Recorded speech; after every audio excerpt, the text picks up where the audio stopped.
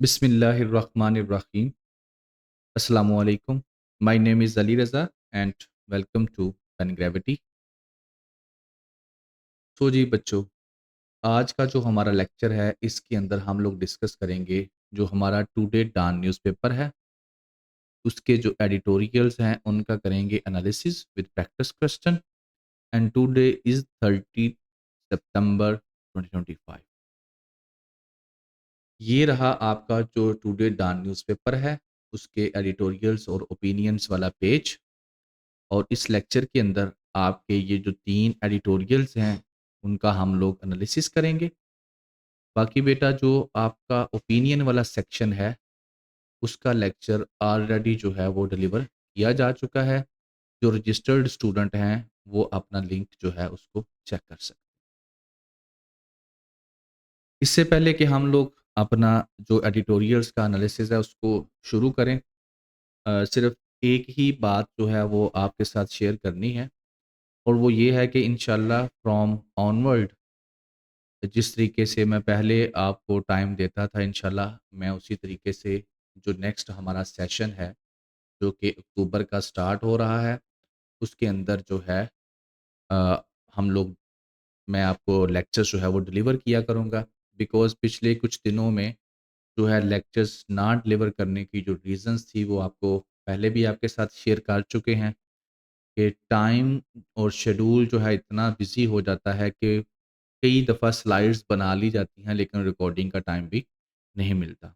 तो बहरहाल अक्टूबर की रजिस्ट्रेशन ओपन है, आप लोग रजिस्ट्रेशन करवा सकते हैं, ये फोकल पर्सन का नंबर है, ठीक है? और इसके अलावा हमारा जो अक्टूबर का सेशन होगा, उसके अंदर हमारे जो कई टीम मेंबर्स जो पुराने हैं, जो ट्रेनिंग पर गए हुए थे, जैसे डॉक्टर वक़ार साहब हैं, वो भी आपको जॉइन करेंगे। आतिफ़ साहब ने आपको जॉइन करेंगे। उसके साथ-साथ अदनान साहब हैं, ठीक है? और जो हमारे इसके अलावा जो टीचर्स हैं, वो भी फर्दर पार्टिसिपेट करेंगे। बिकॉज़ ये काम जो है आपको पता है कि काफ़ी हेक्टिक होता है और काफ़ी ज़्यादा टाइम ले लेता है। तो हमारा हर एक टीचर जो है वो एक-एक ओपिनियन करता है और बाकी एक टीचर जो है वो एडिटोरियल करता है, ठीक है? तो इसकी रजिस्ट्रेशन ओपन है, आप रजिस्ट्रेशन करवा सकते हैं। तो बाकी काफ़ी चीज़ें हैं जो हम लोग करवा रहे हैं, उनका भी आपको मिल जाएगा डिटेल। बाकी अब हम एडिटोरियल्स को शुरू करते हैं, आपका टाइम ज़ाया किए बगैर। तो आपने इसको आराम से सुन लेना, इंशाल्लाह I will my try best कि आपको काफ़ी कुछ मिले। काफ़ी कुछ से मुराद ये है कि कम से कम जो पॉइंट यहाँ पर डिस्कस करें, उसके रेलेवेंट जो डाटा है, वो सारा आपको एक्सप्लेन हो जाए, उसका कांसेप्ट आपको समझ आ जाए। अच्छा, कैसे करेंगे? पहले नंबर के ऊपर आपके साथ क्रक्स मैं डिस्कस कर दूँगा, सेकंड नंबर के ऊपर हम लोग इसको क्या लिखा है वो डिटेल में डिस्कस कर लेंगे एंड थर्ड नंबर के ऊपर पेपर में कहाँ पर ये यूज़ होगा। अच्छा, पेपर को मैंने इसको और एक्सपेंड कर दिया। पहले मैं सिर्फ़ और सिर्फ़ एसे के ऊपर ही आपको ये चीज़ें अटैच करके देता था कि ये डाटा एसे में कहाँ-कहाँ पर इस्तेमाल होगा। बट इसके बाद इंशाल्लाह जो लेक्चर्स आएँगे, उसके अंदर ये सारा पूरा सीएसएस कवर करेंगे हम लोग। यानी कि आपके जितने भी सब्जेक्ट्स हैं, जहाँ-जहाँ पर भी ये डाटा इस्तेमाल होगा, बेशक वो कंपल्सरी हैं, बेशक वो ऑप्शनल हैं, वो सारे के सारे हम लोग आपको आपके साथ आपको बताएँगे ताकि आपको पता चले कि इनको पढ़ने का, समझने का बेनिफिट क्या है। ठीक है? तो चलें जी, शुरू करते हैं। तो पहला आपका एडिटोरियल है रीजनल सिटी स्टांस। सिटी से मुराद है काउंटर टेररिज्म। क्रक्स इसका बेसिकली ये है कि अफ़गानिस्तान जो है वहाँ पर क्या है, टेररिज़्म वहाँ से फैल रहा है। इस चीज़ को लेकर 4 मुल्कों ने, जिसके अंदर पाकिस्तान है, ठीक है? और बाकी कंट्रीज़ कौन-कौन सी हैं? पाकिस्तान है, ईरान है, चाइना है, रशिया है। इन्होंने एक कंबाइंड स्टेटमेंट दी है यूनाइटेड नेशन जनरल असेंबली के अंदर और एक कंबाइंड जो है वो स्टेप लिया है और उसमें ये कहा गया है कि अफ़गानिस्तान जो है वो बेसिकली टेररिज़्म को अ, समझ लें कि यह इस रीजन के अंदर साउथ एशिया के अंदर जो है काज़ है टेररिज़्म की।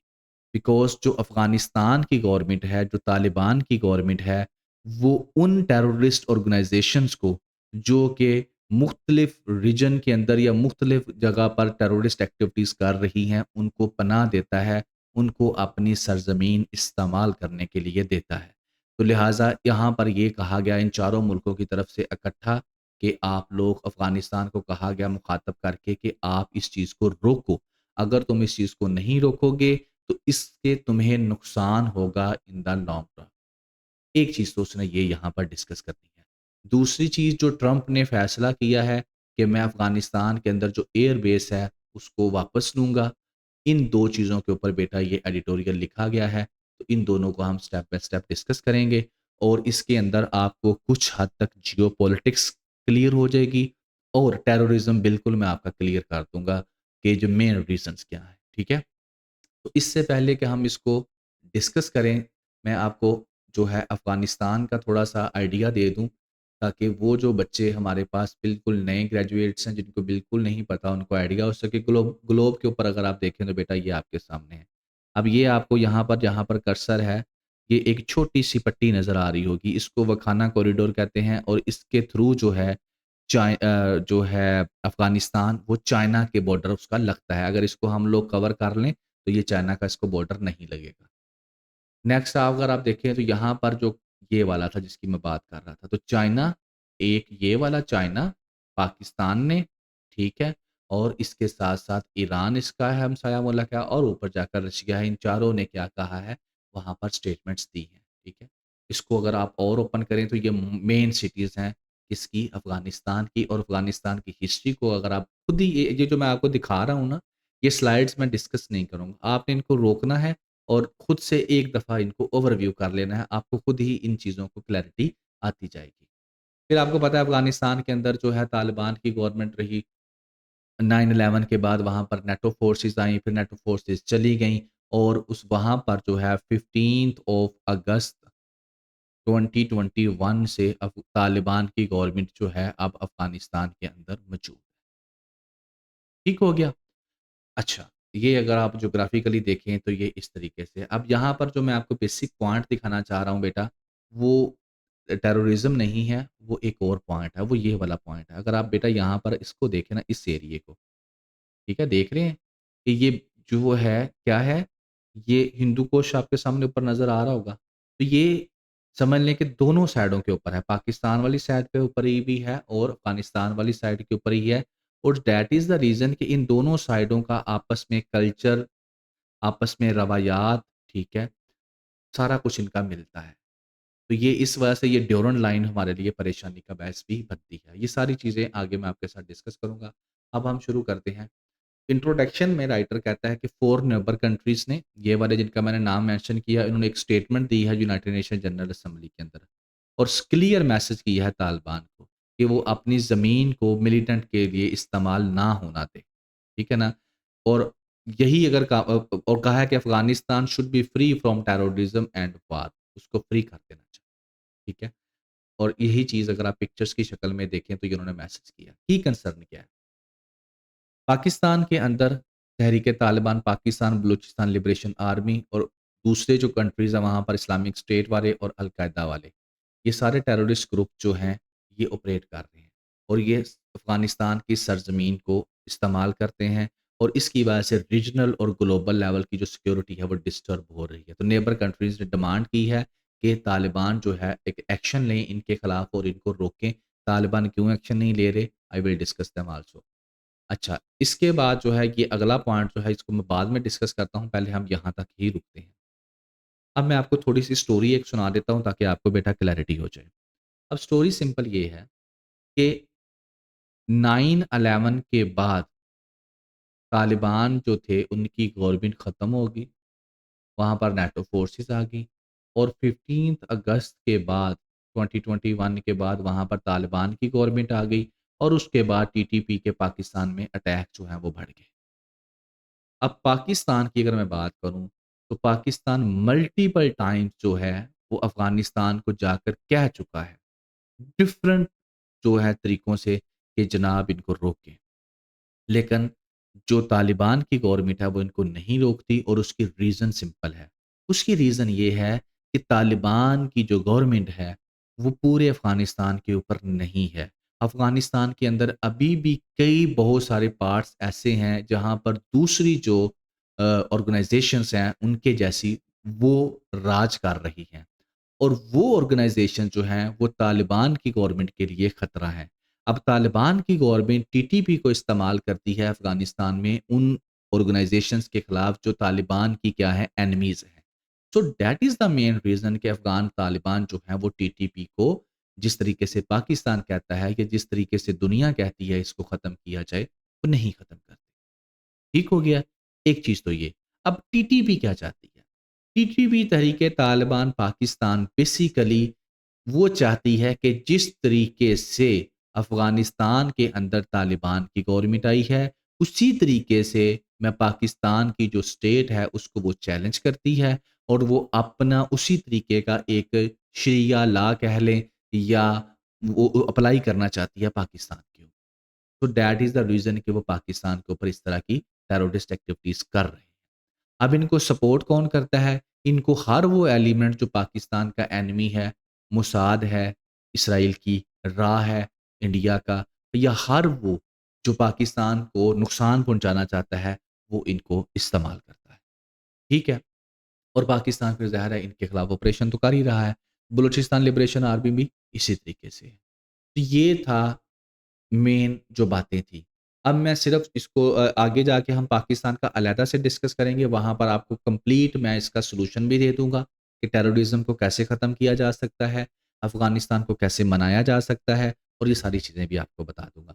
अब दूसरी बात जो राइटर यहाँ पर कर रहा है, वो एडिशनल इश्यू वो इश्यू है कि 2 बातें करता है। एक बात में वो कहता है कि पाकिस्तान और ईरान ने जो भी जब 9/11 का वाक़या तालिबान की गवर्नमेंट आती है, तो वहाँ पर वो वाले लोग जो सपोर्ट करते थे किनको नेटो फ़ोर्सेस को, उनको तालिबान ने उनको मारना शुरू कर दिया, उनका मर्डर करना शुरू कर दिया।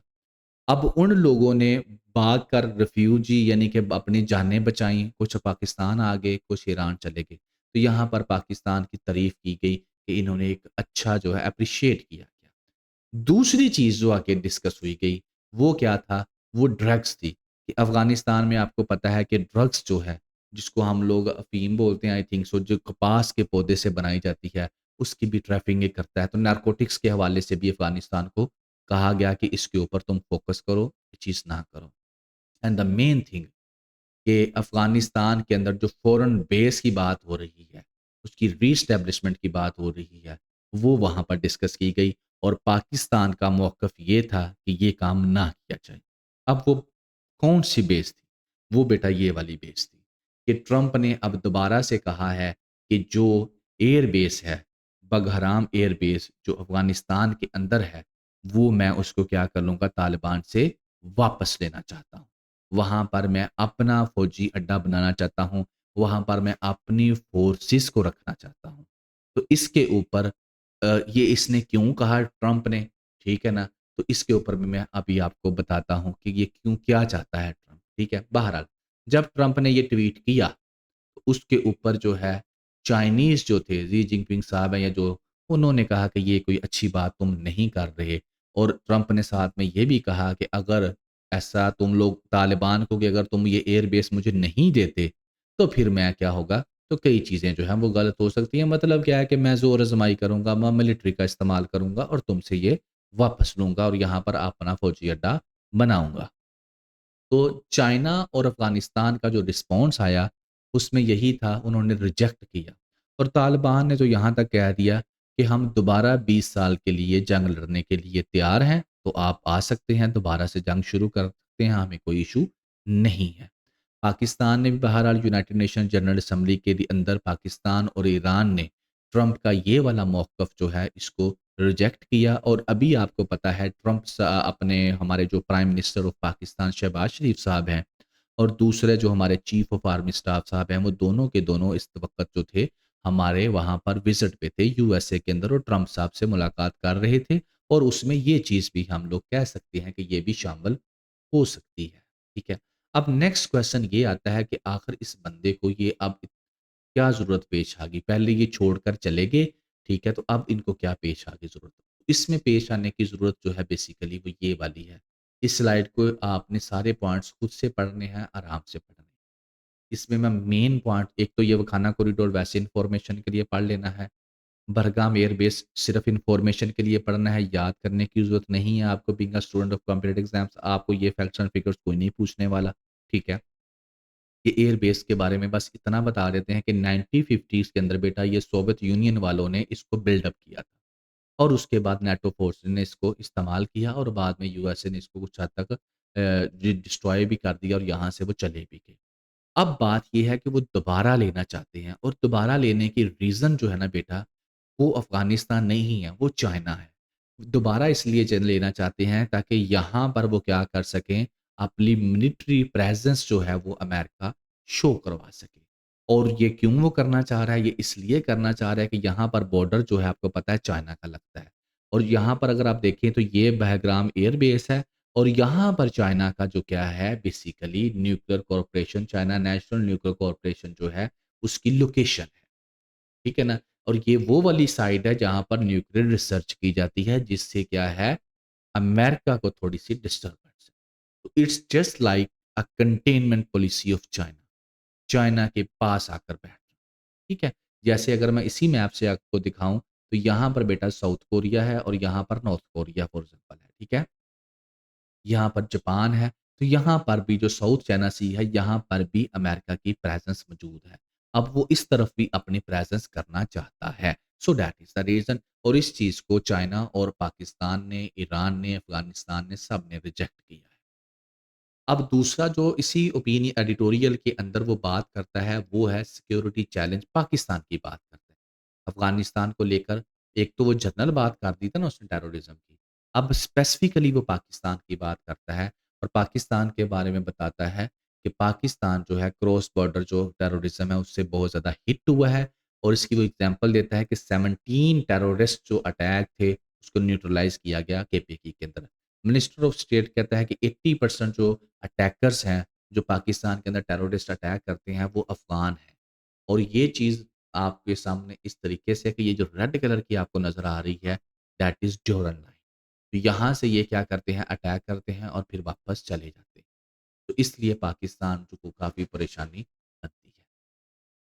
अब इन सारी बातों को करने के बाद, अब मैं जो ना मेन सॉल्यूशन की तरफ आता हूँ और मेन सॉल्यूशन कई महीनों से मैं पहले भी अपने लेक्चर्स के अंदर डिस्कस कर चुका हूँ कि मेन सॉल्यूशन अ, ये है कि अगर आप लोगों ने तालिबान को रोकना है कि वो तहरीके तालिबान पाकिस्तान को रोक के पाकिस्तान के अंदर टेररिस्ट एक्टिविटीज़ करने से, तो उसका एक ही सॉल्यूशन है। वो सॉल्यूशन ये है कि अफ़गानिस्तान के जो सराउंडिंग आपकी नेशंस हैं उसकी, ठीक है? जो उसके दूसरे उसके नेबर्स हैं वो और ख़ास तौर पर चाइना और रशिया जिसके ऊपर उसकी बहुत ज़्यादा डिपेंडेंस है, वो उसको प्रेशराइज़ करें कि रोको, फिर वो रोकेगा। पाकिस्तान के कहने से ना उसने पहले रोका था और ना वो अब रोकने वाला है, ठीक है? इसलिए यहाँ पर चाइना और रशिया बहुत ज़्यादा इम्पोर्टेंट हैं अफ़गानिस्तान के तालिबान को समझाने के लिए, उनको रोकने के लिए। चाइना कैसे है? चाइना बेटा इस तरह से है क्योंकि चाइना ने हेवी इन्वेस्टमेंट की है अफ़गानिस्तान के अंदर और चाइना की इन्वेस्टमेंट सीपैक की शक्ल के अंदर, पाकिस्तान के अंदर भी है। तो चाइना की अफ़गानिस्तान को ज़रूरत है। रशिया किस तरह से इम्पोर्टेंट है कि रशिया इन्वेस्टमेंट भी कर रहा है और उसके साथ-साथ रशिया ने उसको फ़ॉर्मली रिकॉग्नाइज़ भी किया है तालिबान की गवर्नमेंट को। अब जो बच्चे इंटरनेशनल लॉ जिन्होंने रखा हुआ है सीएसएस के अंदर, वहाँ पर डी जोरो और डी फैक्टो रिकॉग्निशन होती है ऑफ स्टेट की। अब मैं उस तरफ नहीं जाऊँगा क्योंकि अगर मैं उस तरफ जाऊँगा तो काफ़ी लंबा चला जाएगा। तो बहरहाल स्टेट्स को रिकॉग्नाइज़ करना पड़ता है। जैसे आपने आज तक इसराइल को रिकॉग्नाइज़ नहीं किया, एज़ ए स्टेट तस्लीम नहीं किया। तो इन द सेम फैशन जो अफ़गानिस्तान के अंदर तालिबान की गवर्नमेंट है, उसको अभी तक किसी भी मुल्क ने पहले जो शुरू में था एक्सेप्ट किया ही नहीं था कि ये एक लीगल गवर्नमेंट है। लेकिन अब जब चाइना इन्वेस्टमेंट करनी शुरू कर दी है, जब रशिया ने वहाँ रिकॉग्नाइज़ करना शुरू कर दिया है, तो उसका एक पॉज़िटिव बेनिफिट उनको मिलने शुरू हो गए हैं तालिबान को कि दूसरी दुनिया भी उनको रिकॉग्नाइज़ करना शुरू कर देगी। तो ये 2 मुल्क जो हैं, they can make some difference, they can make something new, कि ये कन्विंस कर सकते हैं अफ़गान तालिबान को कि आप लोग क्या करें, आप लोग टीटीपी को रोकें। अच्छा, इम्प्लीकेशंस क्या हैं तालिबान के लिए? अब ये जो जॉइंट स्टेटमेंट हुई है, उसके बाद जो काबुल है, जैसे वो पहले कहता था कि नहीं जी नहीं, मैं टीटीपी को जो है जगह नहीं देता, तो अब वो इस फैक्ट को डिनाई नहीं कर सकता। जब पाकिस्तान कहता था ना कि आप लोग तहरीक-ए-तालिबान वालों को जगह देते हैं, वो आपकी सरज़मीन का इस्तेमाल करते हैं, तो तालिबान कहते थे कि नहीं जी नहीं, हम नहीं देते। लेकिन जब अब चारों मुल्कों ने स्टेटमेंट दी है, तो फिर अब ये काम नहीं कर सकते, डिनायल नहीं कर सकते। ठीक है ना? अब ये है कि वो अपनी इस चीज़ को श्योर करें कि अफ़गानिस्तान की ज़मीन जो है वो इस्तेमाल ना हो। पॉसिबल कॉन्सिक्वेंसेज़ क्या हो सकते हैं? अगर तो उन्होंने रोक लिया तो बहुत अच्छी बात है, लेकिन अगर वो नहीं रोकते तो तालिबान के अपने जो नेबर कंट्रीज़ के साथ ताल्लुकात ख़राब हो जाएँगे। अफ़गानिस्तान जो है दोबारा आइसोलेशन में चला जाएगा। अफ़गानिस्तान जो है वो दोबारा अकेला रह जाएगा और तालिबान की गवर्नमेंट को कोई एक्सेप्ट भी नहीं करेगा और ये उनके लिए परेशानी का बायस बन सकती है। कन्क्लूज़न की अगर मैं बात करूँ, तो वही है कि अगर तालिबान को आप लोग चाहते हैं कि वो अफ़गानिस्तान को दोबारा से टेररिज़्म का सेंटर ना बनाएँ, तो सब कंट्रीज़ को, जो रीजनल कंट्रीज़ हैं, उनको मिलकर क्या करना पड़ेगा, उसको प्रेशराइज़ जो है वो करना पड़ेगा। दूसरा है, तालिबान जो है वो वहाँ पर जो टेररिज़्म है वो ख़त्म होगा, तो फिर ही इस रीजन की सिक्योरिटी बेहतर होगी, फिर ही रिफ्यूजीज़ को बेनिफिट्स मिलेंगे और नारकोटिक्स भी कम होगी। तो ये सारा का सारा अब डिपेंड करता है तालिबान के ऊपर कि वो इस चीज़ को कैसे लेते हैं, ठीक है? तो ये था बेटा आपका फर्स्ट एडिटोरियल। अब इसमें आपने पढ़ा क्या? जो मैंने आपको बताया, अब मैं वो एक छोटी-सी स्टोरी बनाता हूँ और उसके बाद फिर हम लोग चले जाएँगे अपने पास्ट पेपर्स के अंदर और पूरे सीएसएस को देखेंगे, सारे सब्जेक्ट्स को देखेंगे, सिर्फ़ इंग्लिश ऐसे को नहीं देखेंगे। तो it may be it's take आपको 2-4 मिनट ले जाए, तो आपने थोड़ा-सा इसको फ़ोकस होके देखना है कि ये कहाँ कैसे इस्तेमाल हो रही है स्टोरी। तो स्टोरी सिंपल है, अफ़गानिस्तान की स्टोरी है कि अफ़गानिस्तान जो है और अफ़गानिस्तान के अंदर राइट नो जो तालिबान की गवर्नमेंट है, वो मुख्तलिफ़ टेररिस्ट ऑर्गनाइज़ेशंस को जगह दे रही है। मुख्तलिफ़ टेररिस्ट ऑर्गनाइज़ेशंस जो हैं, वो अफ़गानिस्तान की सरज़मीन को इस्तेमाल करके दूसरे जो सराउंडिंग कंट्रीज़ हैं, इस रीजन के मुल्क हैं, उनके ऊपर टेररिस्ट अटैक कर रही है।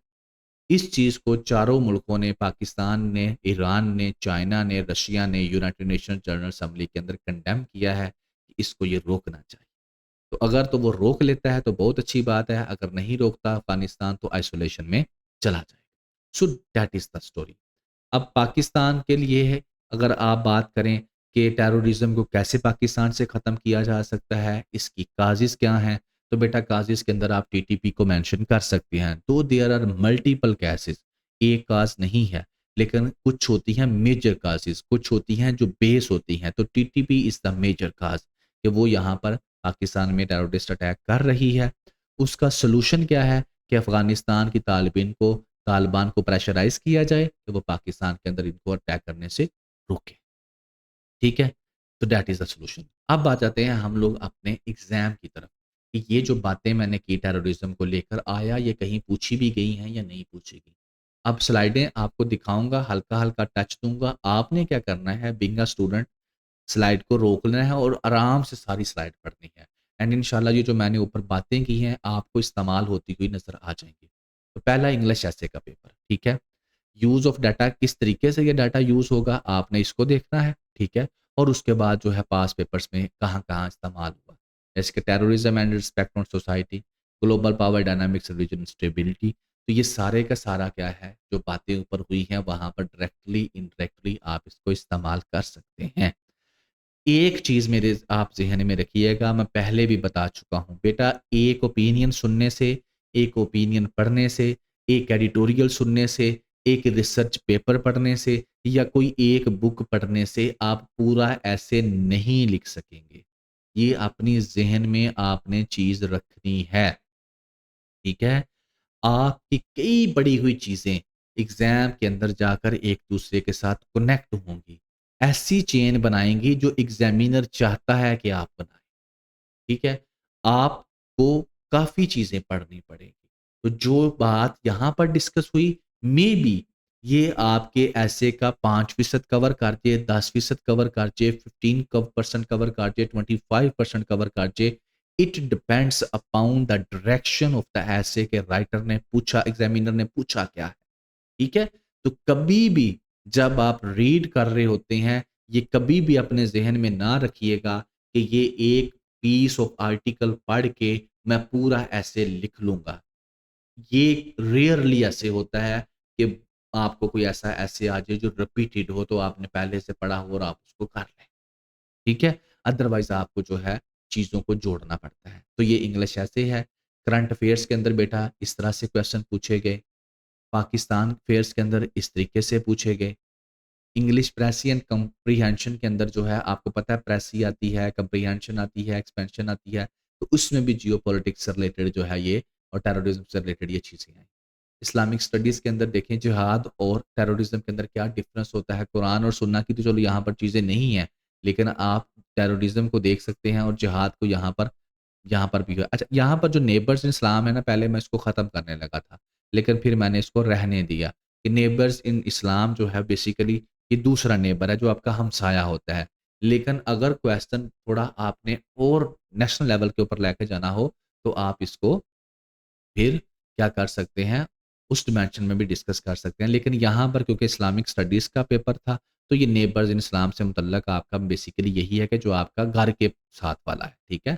और एक चीज़ और याद कर दूँ, अब ये आपका बेटा घर है ना, तो अब मुझे ज़्यादा तो इल्म नहीं है क्योंकि I am not Islamic scholar, लेकिन जो थोड़ा-सा इल्म है वो बता देता हूँ। आपका नेबर कौन है आपको पता है? अक्सर हम लोग यही समझते हैं कि ये मेरा घर है, तो ये मेरे घर के साथ वाला जो है, ये जिसका मेरे घर के साथ घर है, ये मेरा नेबर है।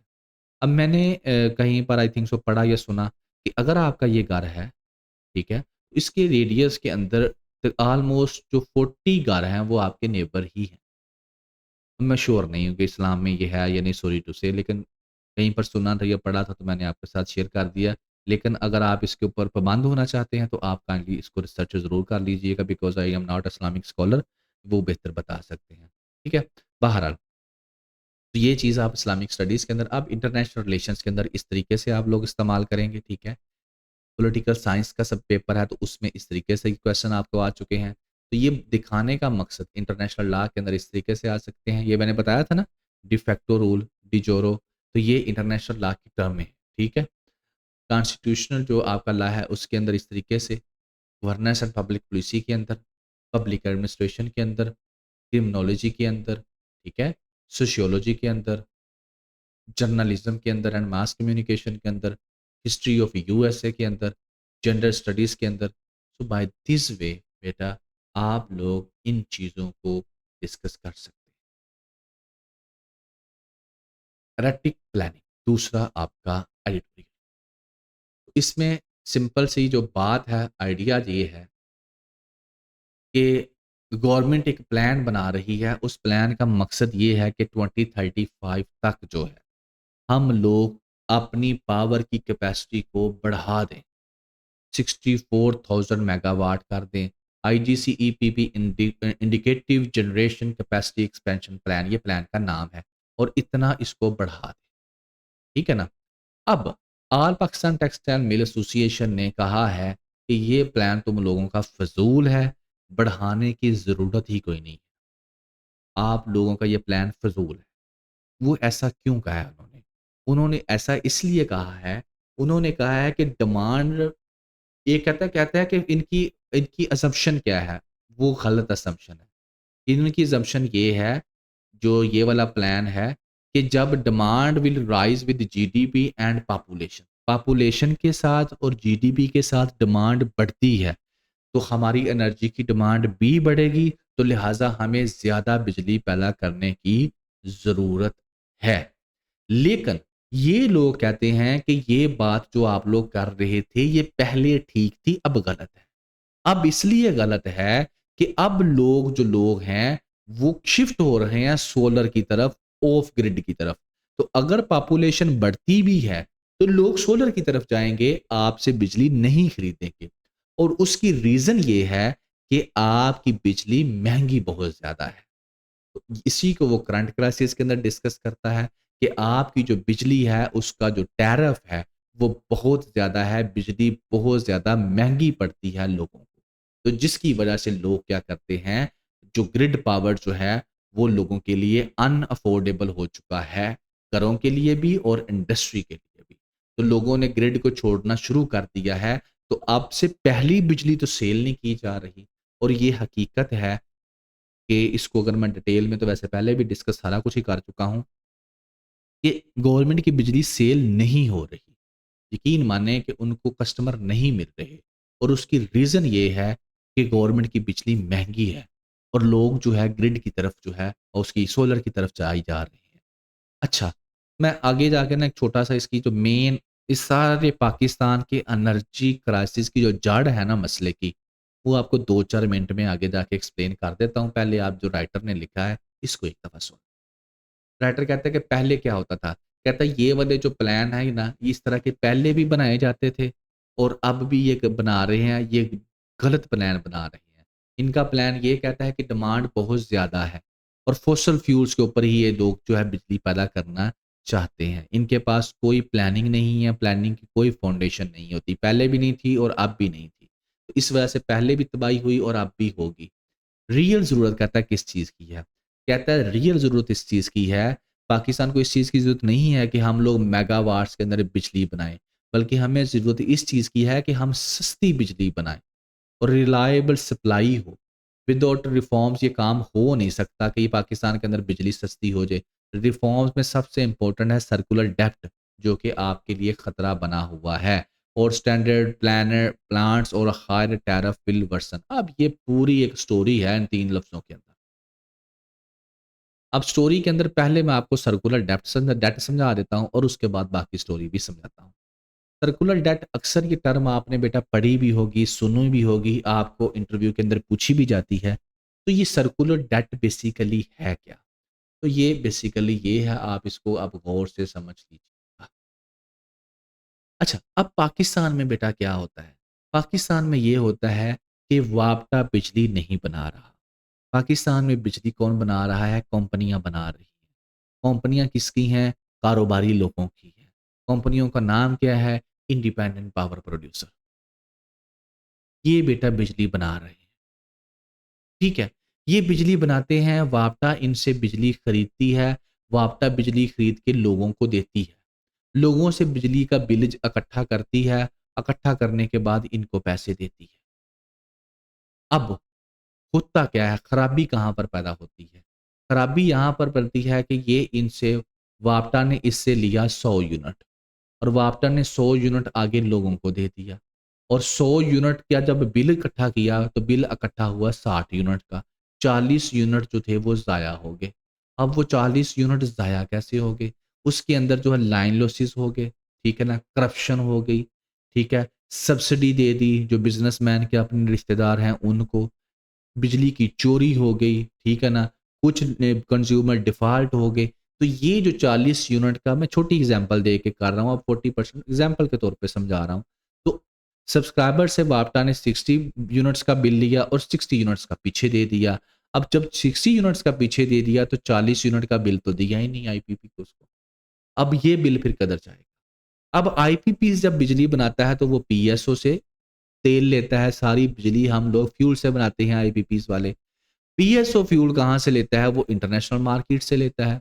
अब जब ये गेम होती है, तो आईपीपीज़ को जब पैसे नहीं मिलते, तो आईपीपीज़ पीएसओ को पैसे नहीं दे पाता, पीएसओ को आईपीपी डिफ़ॉल्ट हो गई और जब आईपीपी डिफ़ॉल्ट होगी, तो पीएसओ डिफ़ॉल्ट हो गया और पीएसओ जब डिफ़ॉल्ट हो गया, तो पीएसओ फिर इंटरनेशनल मार्केट से फ्यूल नहीं ले पाता और फिर इस तरीके से ये जो पैसा है, ये इकट्ठा होता पाकिस्तान की जो गवर्नमेंट है, उसके खाते में बर्डन बनता जाता है, बढ़ता जाता है। सो डेट जो ये वाला जो है इसको हम कहते हैं सर्कुलर डेट। होगी समझ आ गया होगा कि क्या है ये सर्कुलर डेट, ठीक है? अच्छा, अब यहाँ पर यही वाली चीज़ जो है सर्कुलर डेट है, ये वापटा है, पीएसओ है, आईपीपी है, ये तीनों है बस। यहाँ से सर्कुलर डेट निकला कि आईपीपी ने तेल लिया पीएसओ से, बिजली बनाई और वो दी वापटा को। वापटा ने सार्फिन को बिजली दी, ठीक है? लेकिन वापटा अब चाह रहा है कि वो और तेल खरीद के दे, लेकिन वापटा खुद पैसे दे नहीं पा रहा। तो ये स्टोरी थी। अब ये हो गया सर्कुलर डेट।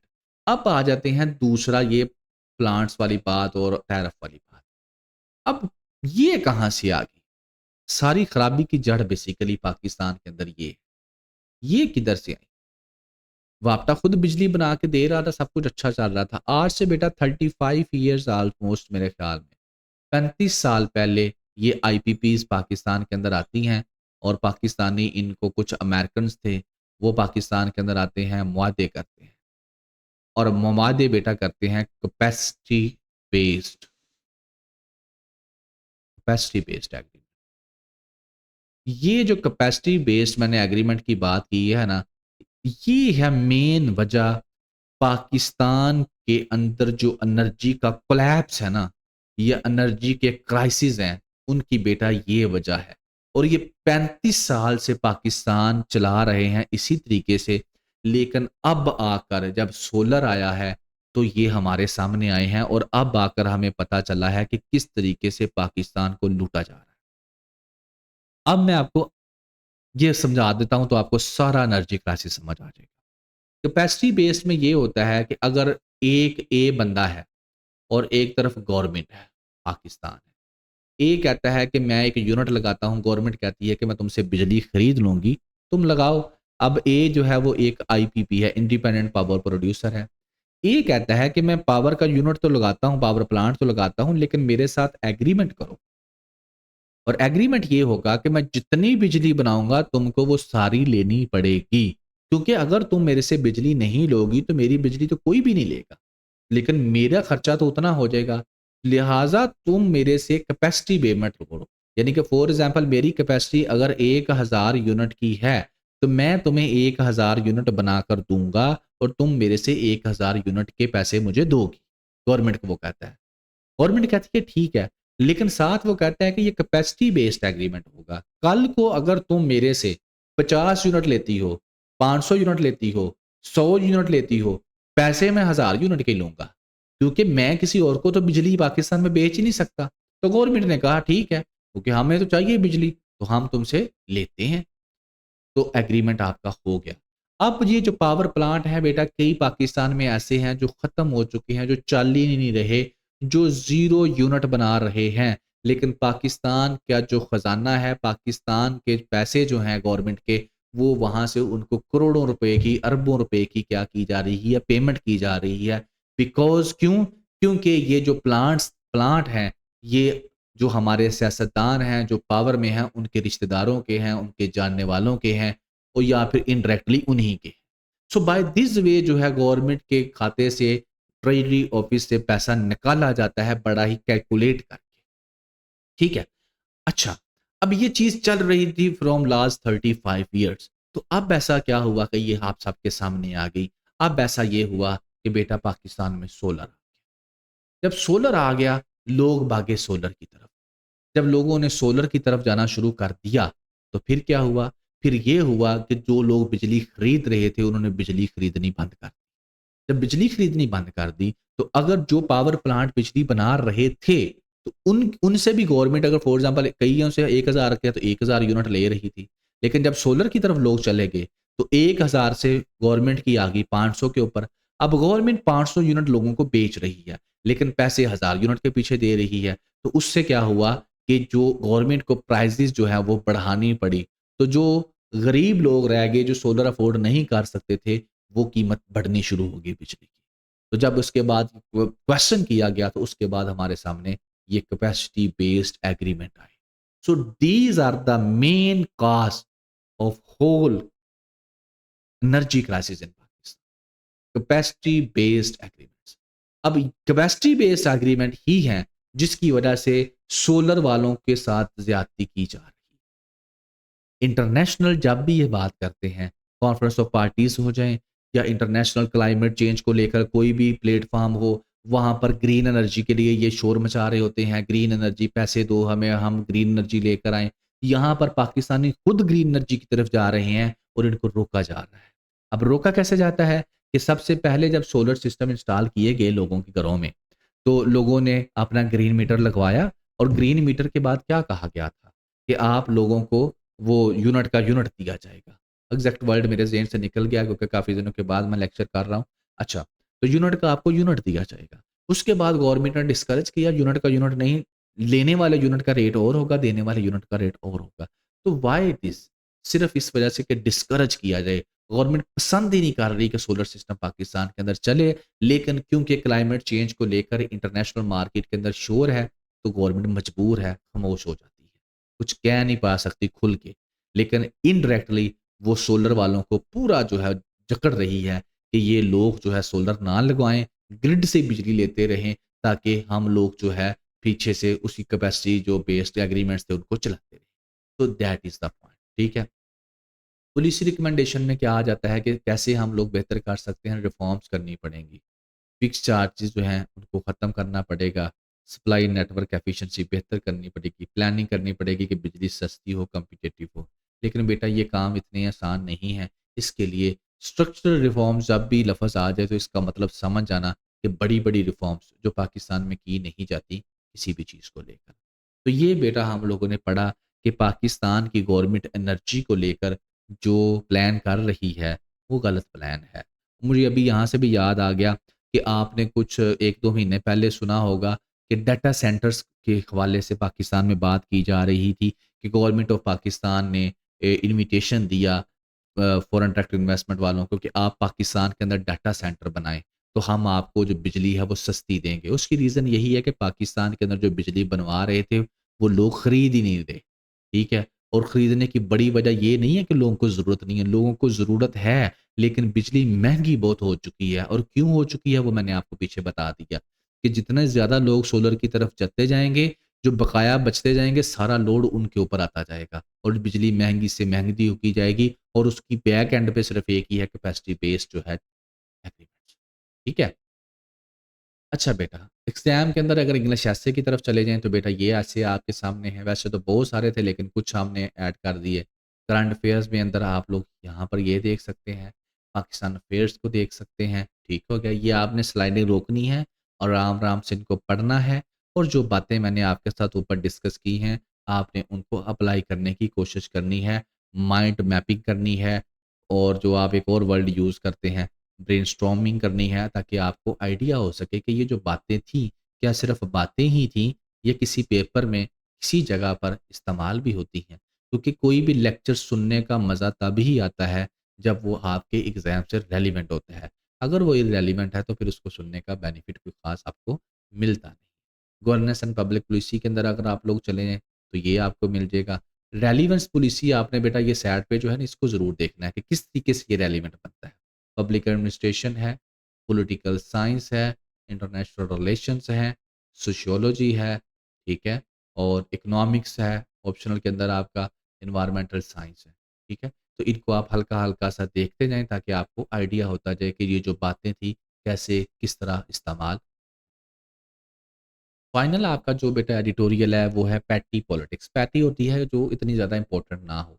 ट्रिवियल का वर्ड भी उसके अंदर बोला जाता है। क्रक्स बेटा इसके अंदर कुछ नहीं है, क्रक्स इसके अंदर स्पोर्ट्स का ये ओपिनियन एडिटोरियल है और इसके अंदर जो बात है वो यही है कि अभी एशिया कप आपके सामने हुआ और एशिया कप के अंदर क्या होता है कि इंडिया जो है वो एशिया कप जो जीत जाता है, ठीक है, पाकिस्तान से और एशिया कप के अंदर जो ट्रॉफ़ी है वो इंडिया की टीम को देनी होती है और वो एक्सेप्ट नहीं करते, क्यों नहीं करते वो मैं आपको बता देता हूँ। बाद में पाकिस्तान ने भी जो है उसको एक्सेप्ट नहीं किया, जो पाकिस्तान को चेक दिया गया। तो इस चीज़ को लेकर वो कहता है कि फिर इंडिया के जो प्राइम मिनिस्टर मोदी साहब हैं, उन्होंने ऑपरेशन सिंदूर का नाम दिया। यानी कि इंडिया के लिए एशिया कप जीतना ऐसा है जैसे उन्होंने कोई जंग जीत ली हो। तो राइटर इस चीज़ को लिखता है कि स्पोर्ट्स को आप लोग कहाँ से कहाँ ले गए हैं। तो ये चीज़ वो इसके अंदर डिस्कस करता है। बेटा ऑब्जेक्टिव के पर्सपेक्टिव में देखा जाए तो एशिया कप जो है किसने जीता 2025 का ये आपको पता होना चाहिए। एशिया कप 2025 का कहाँ पर हुआ, ये आपको पता होना चाहिए और ये कब होता है, ये बिएनियल होता है, बाइएनियल का बाइएनुअल का मतलब होता है बेटा जो 1 साल में 2 दफ़ा हो और बाइएनियल का मतलब होता है जो 2 साल में 1 दफ़ा हो, तो ये 2 साल में 1 दफ़ा होता है, ठीक है? तो ये आपने वर्ड भी याद रखने हैं। अब आ जाते हैं बात के ऊपर, तो बात में सिंपल सी यही थी कि एसीसी का जो चीफ़ है, यानी कि एशियन क्रिकेट काउंसिल का जो चीफ़ है, मोहसिन नकवी साहब, उन्होंने देनी थी ट्रॉफ़ी, नहीं ली उन्होंने। उन्होंने रिफ्यूज़ किया इस ट्रॉफ़ी को लेने से, यहाँ तक कि हैंडशेक करने से भी जब मैच शुरू हुआ, तब भी इन्होंने हैंडशेक नहीं किया और प्राइम मिनिस्टर मोदी साहब ने इसको ऑपरेशन सिंदूर के साथ अटैच कर ऑपरेशन सिंदूर का तो अब आप सबको पता ही होगा। अब उसमें क्या था कि पहलगामा के अंदर अटैक होता है और अटैक के बाद पाकिस्तान के ऊपर इल्ज़ाम लगाया जाता है कि पाकिस्तान ने ये टेररिस्ट अटैक करवाया है और ऑपरेशन सिंदूर के नाम से पाकिस्तान के अंदर जो है इंडिया जो है क्या करता है, मिसाइल वगैरह फेंकता है। फिर पाकिस्तान उसके और रिस्पॉन्स में ऑपरेशन बनियानुल मरसूस करता है और उसके बाद जब ऑपरेशन बनियानुल मरसूस होता है, तो पूरे का पूरा स्ट्रक्चर ही बदल जाता है। कि पाकिस्तान एक नई कुव्वत बनकर दुनिया के सामने आता है। अब ये एक लंबी स्टोरी है, आप लोगों ने सोशल मीडिया के ऊपर भी देखी होगी, आप लोग इसको सुन भी रहे होंगे, तो ये सारी आपको पता चल ही रहा होगा, ठीक है? इसके ऊपर अब मैं क्या बोलूँ? बाकी मैं मेन चीज़ के ऊपर आ जाता हूँ। मेन चीज़ में है सिम्बोलिज़्म एंड नेशनलिज़्म की बात वो करता है, वो ये है कि स्पोर्ट्स को पॉलिटिसाइज़ कर दिया गया है, स्पोर्ट्स को जंग बना दिया गया है। तो इससे क्या हमें नज़र आता है कि क्रिकेट क्या है, एक नेशनलिज़्म प्रोपेगेंडा बना दी गई है। कि क्रिकेट को यानी कि एक जंग की शक्ल में दिखाया गया है। कहता है पहले ऐसे नहीं होता था। 2004 में वाजपेयी साहब ने फ्रेंडशिप क्रिकेट इनिशिएटिव लिया। 2011 के अंदर ये world cup, Mohali world cup जो होता है वहाँ पर यानी कि पहले ये होता था कि क्रिकेट को इस्तेमाल किया जाता था रिलेशंस को बेहतर करने के लिए। ताल्लुकात को बेहतर करने के लिए और अब क्रिकेट को इस्तेमाल किया जा रहा है नफ़रत पैदा करने के लिए। ठीक है ना? अच्छा, अब क्या है? बाकी वो कहता है कि इंडिया जो है वो पाकिस्तान को ब्लेम कर रहा था, जो मैंने आपको बताया पहलगामा टेररिस्ट के ऊपर, अटैक के ऊपर हालाँकि उनके पास कोई एविडेंस भी नहीं था। बगैर किसी प्रूफ़ के बार-बार पाकिस्तान के ऊपर वो इल्ज़ाम लगाता रहा, उसके बाद फिर दोनों के दरमियान लड़ाई हुई। अब इसी लड़ाई को वो खींच कर क्रिकेट के अंदर जो है वो ले आए और क्रिकेट का सुकून भी इन्होंने तबाह कर दिया। अब उसका रिज़ल्ट क्या है? उसका रिज़ल्ट ये निकला कि स्पोर्ट्स जो कि एक ज़रिया थी जिसको हम स्पोर्ट्स डिप्लोमेसी भी कहते हैं, जिसके थ्रू मुल्क एक-दूसरे के साथ जो है लोग मिलते हैं, जिसके साथ मुल्क एक-दूसरे के साथ अच्छे ताल्लुकात कर रखते हैं, वो सारे का सारा तबाही की तरफ चला गया। फैन जो थे वो डिसअपॉइंट हुए इससे, जब इसके अंदर पॉलिटिक्स आ गई। तो इंडिया ने फिर कहता है miss chance, India could have shown grace in victory instead of reinforce insecurities. तो जीतने के बावजूद उन्होंने क्या किया, कोई अच्छा रिस्पॉन्स नहीं दिया। तो ये ओवरऑल ये मिक्स बातें थी क्रिकेट को लेकर, ऐसे के अंदर कैसे बेटा इस्तेमाल होंगी, ये आप देख सकते हैं। करंट अफेयर्स के अंदर ये बातें इंडिया-पाकिस्तान रिलेशंस को लेकर और बाकी चीज़ों को लेकर आप इसको ऐड अप कर सकते हैं। ये बेसिकली ये स्पोर्ट्स नहीं था, इंडिया-पाकिस्तान रिलेशंस थे, ठीक है? ये सारे मैं आपको शो अप करवा रहा हूँ, आपने इसको देखते जाना है, ठीक है? ये चीज़ें पहले मैं आपको जनरल बता देता था कि सोशल साइंसेज़ के सब्जेक्ट्स में ये डाटा यूज़ होगा, लेकिन अब मैं कोशिश करता हूँ आपको हल्का-सा दिखा भी दूँ। So that is today editorials और बाकी इंशाल्लाह जो हमारा अक्टूबर का सेशन शुरू हो रहा है, उसके अंदर पूरी की पूरी टीम जो है और मैं भी इंशाल्लाह जो है स्पेशली आपके लिए टाइम निकालूँगा और एडिटोरियल्स भी आपके लिए किया करेंगे और ओपिनियंस भी। एडिटोरियल्स के अंदर हम कोशिश कर रहे हैं कि कम से कम जो हमारे टीचर्स हैं क्योंकि टीचर्स काफ़ी ज़्यादा हो चुके हैं, तो एक टीचर जो है वो 1 वीक में कम से कम 1 एडिटोरियल ज़रूर डिलीवर करे ताकि आपको आइडिया होता रहे कि कौन-कौन से टीचर्स हैं जो ओपिनियन के अंदर शामिल हैं। और बाकी मैं इस चीज़ को जानता हूँ कि चलें ज़्यादा बात क्या करनी है, बाकी जो हमारे पुराने स्टूडेंट हैं दे नो वेरी वेल और इंशाल्लाह हम लोग एक नया प्रोजेक्ट लॉन्च करेंगे 2026 के अंदर और उसके ऊपर हम लोग काफ़ी वर्क कर रही है पूरी टीम एंड इंशाल्लाह आपको वो प्रोजेक्ट लॉन्च होने के बाद काफ़ी कुछ जो है आसानी से साथ मिल जाएगा। यानी कि हम पूरा सीएसएस पीएमएस उसके अंदर आपके लिए लेकर आएँगे।